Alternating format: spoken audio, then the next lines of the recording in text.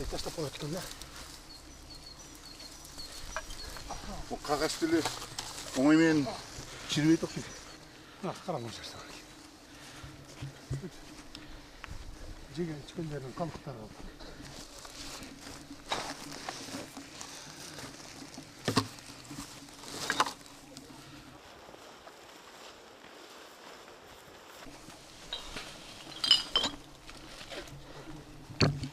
Bu başlığı benim Türk turabı. Ha, şunu kötürüp arıp ele salıp koysa bolbойбу.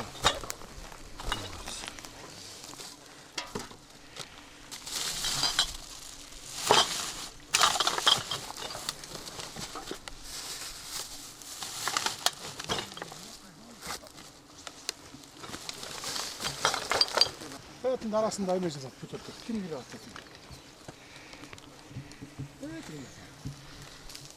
Ar жағынан gelir.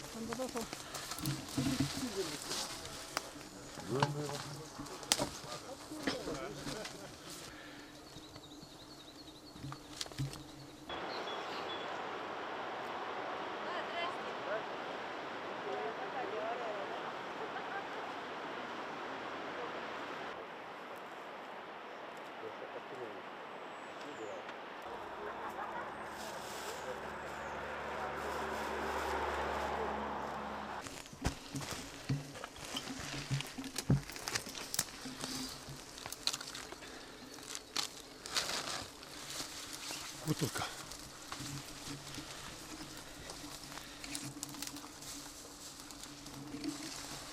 ...550 metre yer bastım ben Alarçanın içinden. Bir müşok taşlandım ben. 500 metrede. Özümüz yasalgan yaratılışta özümüz bulgayız. Güzel yolga çektiniz ha.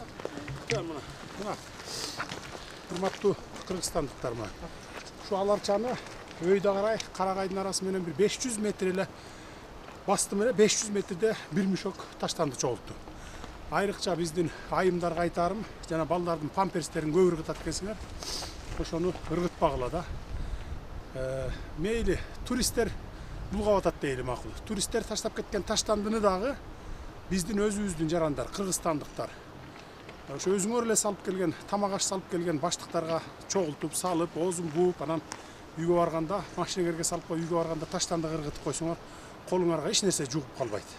Колуңарды жууп алсаңар болот. Ошон үчүн мына өзүбүздүн жаратылышты өзүбүз сактайлы муну. Биз сактабасак башка эч ким келип, башка жак өлкөдөн келип сактап бербейт. Ошондуктан жаратылышты таза сактагыла. Мындай кылган уят. Мына 500 метр бардыгы күбө мына тегеректейлер. 500 метрде мен эле bir müşok таштанды чогулттум.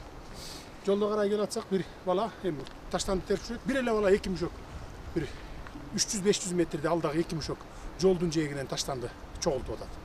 Эгер биз ушинтип жаратылышка ушундай мамиле кыла турган болсок, анда бул жаратылышыбызды 10-15 жылдан кийин, 20-30 жылдан кийин жоготуп алабыз.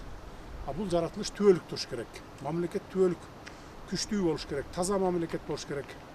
Келечек муунга биз таза, күчтүү мамлекетти таштап кетишибиз керек.